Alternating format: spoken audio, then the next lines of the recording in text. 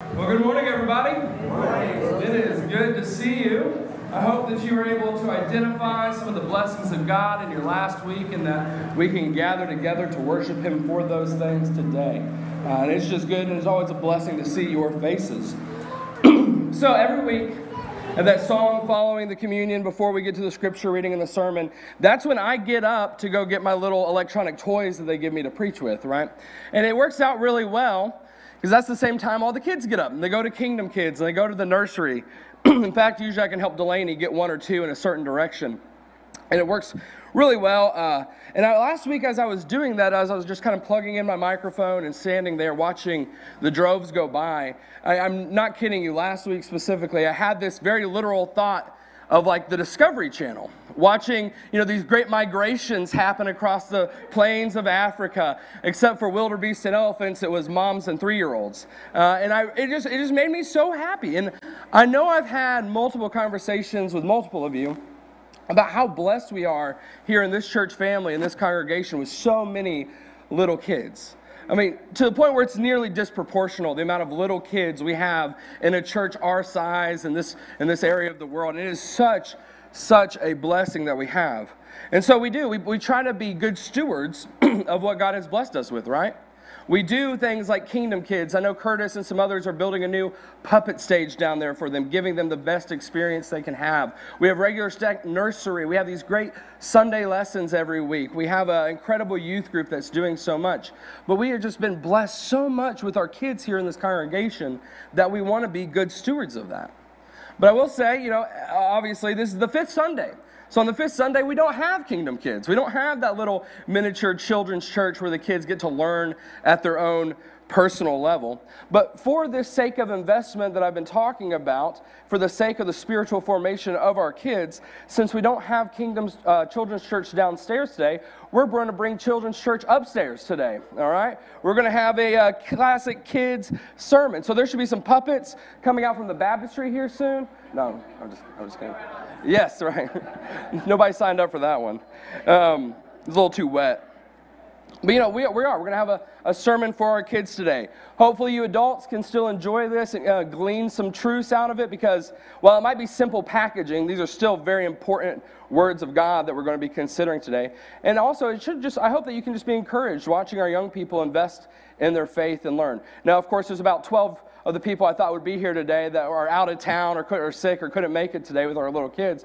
But we're going to go ahead and we're going to call down the kids who are normally in Kingdom Kids. So if you're 3 years old through 3rd grade or close enough to that, go ahead and come and take these first 2 rows this morning. We're going to get started right here. Parents, you're welcome to come up and join your kids to do that. We do have a couple teenagers who volunteered to do some crowd control. That's what these reserve signs for. They weren't for the highest tithers or anything. It was so that we could get the kids down here today. All right, 3 years old, 3rd grade. I know we have a handful out today, which is kind of how those things always tend to work out. All right. You guys got to sit right up. You can sit right up in here.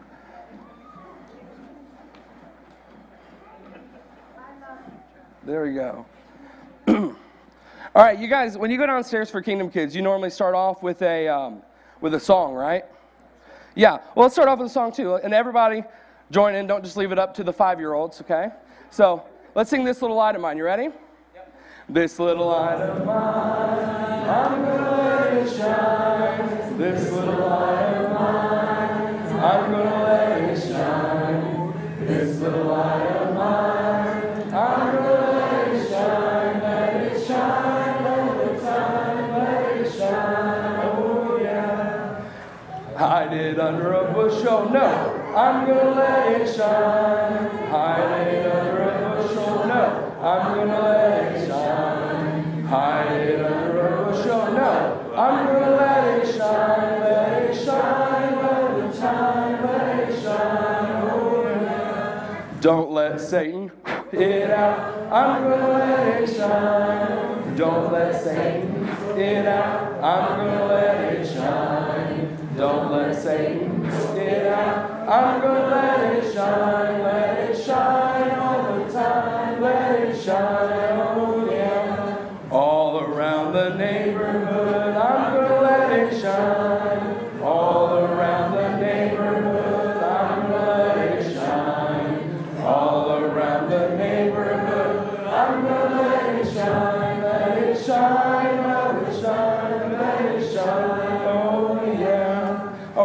when I was littler and I was going to Kingdom Kids and stuff like that, that was always one of my favorite songs. You guys like that song?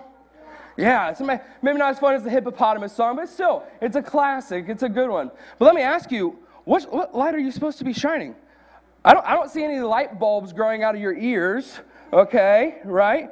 You don't look like a firefly can light up. It has like a light and it can shine, but none of you guys look like fireflies to me, right? So what light are you letting shine? Hey, there's actually a specific light when we sing that song that we're talking about, and that's the fact that Jesus is the light. Did you know that? So the Bible tells us that Jesus said, he spoke to all the people, and he said that I am the light of the world. Whoever follows me will never walk in darkness, but they will have the light of life. Hey, do you like things dark or do you like things light? Light. Yeah, well, some people might like it dark. Not very many people like it dark. We like it light. Well, think about this. If you're going to bed, okay? If it's at the end of the day and you're going to bed and your hallway's lights off and your bedroom's lights off, you're heading down there and it's all dark, that can be kind of spooky, right? Yeah, I know my kids, they don't want to go down there without mom or dad because it's dark. And sometimes it can be spooky. I know, like, when I go into a dark room, if I don't have a light to turn it on, sometimes I step on toys. I step on a little Elsa, and her nose really hurts my toes, okay? It hurts because I don't have a light. But if I do, if I'm able to turn on the light and see everything, I can avoid those things that could hurt me, that might be dangerous, right? I don't have to step on the toys. I don't have to bump into a wall. I won't hurt myself. But also, I can look around at the room and see all the beautiful things, all like the paintings my kids have done and all the things I want to see, right? So light is so much better than the darkness. But sometimes the world can be kind of dark, right? It's a metaphorical darkness. Sometimes there are just bad things that happen, and people like to hide away in that darkness. They don't want what the bad things they do to come into the light. They don't want good things to be seen, and so they like to stick around in the darkness. But does that make sense? We know that darkness sometimes it hides the good things and that it can hold things in there that can hurt us. And that's why we love that Jesus is the light. Hey, that Jesus comes and he provides the light and he shines into the room like a bright flashlight. You ever taken a flashlight out camping or anything like that? Yeah? When it's dark and you can't see where you're going, you can then shine a light and you can know. If you're about to bump into a tree or if there was a hole in the ground, if you had a light, it wouldn't hurt you. It wouldn't bother you, right? You would be safe. And that's why it's so important that Jesus is the light. And that's what the Bible tells us. He's the light in our world that makes us safe, that can make us live a happier, more beautiful life. And you know what? Guess what? Jesus gives that light to you.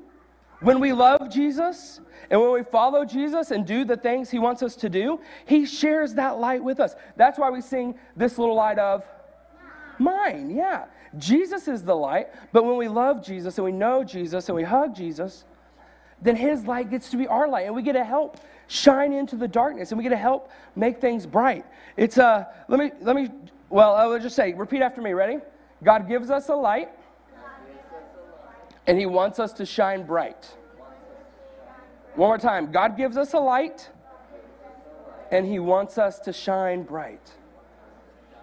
We get to share with Jesus and making the world a brighter, beautiful, safer, better place. It's kind of like this candle. Let me show you something. Guys, can you get the lights? We'll see how this works. The cloudy day even helped a little bit. If you're watching from home, I'm sorry. We are still here. Oops. So Jesus gives us a light, right? But I don't know about you, but when I was younger, when I was littler, like some of you guys are, I felt like even though Jesus might give me a light, there wasn't too much I could do with it. Because I was small. I was little. And so what can I do? Even if I had a light to shine, it wasn't going to be a very big light, right? Well, let me just show you this right here. The room is dark now, right? We got a big giant window right there. But other than that, the room is dark. And look at this little fire. It's just a little bit bigger than the tip of my pinky, isn't it? It's not very big at all. But doesn't this little bitty light in the dark room, it helps shine, doesn't it? You can see my face a little bit better by that light. Yeah, you're pinky too. I could see your face a little bit better from that light. Even just a little bit of light can make a big difference. Imagine if all that window was closed, all the lights were off, and it was pitch black in here. What do you think this little light could do? You think it could help us see? I think so. I think so. If it was completely dark, we would still be able to see even by this little light. And I think that's what we have to remember about ourselves. We might not be the biggest, we might not be the smartest yet, or smart as our mommies and daddies yet, but hey, we still have a light to shine that can bless other people. And we do that by living like Jesus. Hey, we do that by living like Jesus. When we love other people like Jesus loved other people, when he stood up for what was right or cared for people who were hurt and taught the ways about God, that's how he shined the light. Our friend Andy read for us before we started our little lesson here. He said, in the same way, this is what Jesus says in the Bible, let your light shine before others that they may see your good deeds and glorify your God in heaven. So that's the cool thing is when we do this, it helps other people see God because who's the light? One more time, who's the light? God, Jesus is the light. And so when we shine and we share it with other people, we get them to be able to help see God too, right? And that's what we want. That's what we want. And you know what? You can take this all around the room. And you can light up all sorts of things. And other people come along, and maybe they don't know Jesus. Maybe they don't have his light with them all the time. But when you show them the light and help light up their way so they can see the good things in life, and they don't have to be in the dark anymore, sometimes they're going to grow to love Jesus just as much. And then what happens? They get to have his light too. That's right. The light of Jesus gets shared with somebody else. And now what do we have? We have twice as much light, right? In the dark room, this will help us. Well, let's be careful with that one. It helps us see twice as much, right? We go around, and now you could hold this over here, and I could hold this over here, and the room's going to be even brighter. Can you imagine, guys? Can you imagine if everybody here had their own candle, and that just one at a time, starting with just one little bitty flame, we spread our light to everyone else's candle? Can you imagine if everybody was holding a little bit of light, how bright this room would be? We could leave all the lights off, and if we had all these candles here, this room would be so bright, we'd be able to see everything. And that's what we're supposed to do. That's what God wants us to do. Because God doesn't want people to live in the dark. He doesn't want them to have to be afraid of dangerous things. He doesn't want them to have to miss out on the good and beautiful things. God wants us all to have a light. So say it again. God gives us a light, and he wants us to shine bright. That's right. But hey, sometimes Satan wants to it out, right? We sing about that. Don't let Satan it out. But sometimes he wants to because Satan loves the dark. The devil loves the dark. He doesn't want you to see the good things. He doesn't want you to stay safe. He wants to hide in the dark so he can sneak out and hurt you sometimes. So we have to be careful. But what happens when Satan tries to blow out our light? And he tries in all sorts of different ways. What do? We got to stay close to Jesus. If Jesus is that original light, it's going to be pretty hard for God or for Satan to blow that out, right? If I try to blow it out, that light is going to keep lighting it over and over again. We have to stay really close to loving and knowing Jesus, even when Satan is trying to blow out our light. But hey, you know what? Sometimes Satan doesn't try to blow out our light. Sometimes he's perfectly happy just making us hide our light. You talk about hiding your light. Do you remember the song? Listen to this. Sing with me, okay? Hide it under a bushel, no. I'm going to let it shine. Hide it under a bushel, no. I'm going to let it shine. Hide it under a bushel, no. I'm going to let it shine all the time. Let it shine, oh yeah. So this is a bucket that they used to, that maybe you could carry apples or something in. That's a bushel of fruit. And so they were kind of thinking of this bucket. Now, it's dark in here, right? Sorry, adults, it's still dark in here. But if it's dark in here and we have a light, do you think you would want to cover it up? No, that'd be silly, right? Why? If we were in a dark cave and we were lost and I had this one candle with some light, would I hide it? Would I cover it up? No. Why? It would make no sense. We wouldn't be able to see anything. It would just be silly. Instead, we have to let our light shine bright. Now, sometimes we can get sad. Sometimes we can get mad. Sometimes we can be afraid that other people don't want our light, and so we don't want to show it off. Sometimes we feel like if we show it off, it'll hurt us. Or maybe sometimes we're selfish. And hey, like, I got my light. I can see in the dark. I don't care if you have light. No, but that's not what Jesus wants us to do. He wants everyone to be able to get that light. Because God, say it with me one more time, God gives us a light, and He wants us to shine bright. One more time. God gives us a light, and He wants us to shine bright. Awesome. Thank you. You guys can kick the lights back on again. Thank you. All right. So, hey, remember, we have to remember, okay? It's a good thing we don't have any firemen in our congregation, right? Hey, I did. For the illustration, the light went out because the greater light was on. This is eternity. Anyway, different lesson. Hey, I just want us to remember one more time that sometimes it can be dark out there. But we got to stay close to Jesus and let our light shine that He gives us. Let Jesus shine all in the world. And this is the question we can be asking. Whenever you want to do something, Lord, so this is, I got to be the parent too. Hey, whenever we want to do something or whenever we want to think about something, here's a question you can ask yourself. Ready? Ask yourself this. Will what I do or what I say make the place brighter or darker? You ever think about that? Will it make the world brighter or will it make it darker? Will it bring people closer to the light of Jesus or cause them to go farther away? Say somebody new comes to your school, okay? Say there's a new kid at your school. What do you think would be the thing to do to help Jesus' light burn brighter in your school? Go ahead.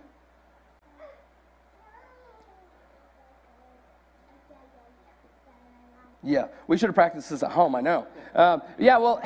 It would make the light shine a little bit brighter if we're nice to them. Hey, sit down, please. If we're nice to them and make them feel welcomed, that helps bring us closer to the light of Jesus, right?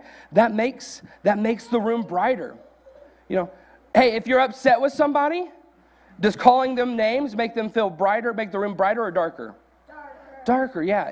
It takes people away from the light of Jesus. Okay, so we want to be asking ourselves all the time, how can we work with Jesus to make the world a brighter place, right? So that's for you kids, okay? And I want to tell you one other thing, all right? Hey, guess what? We got some glow sticks for you guys. After church is over, if we can still sit patiently and kindly, then we will we have some small glow sticks to help you remember when you go home to, always be shining bright and always be bringing the light of Jesus to other people. For you adults, we just want to remind you, this is a lesson for you as well, right?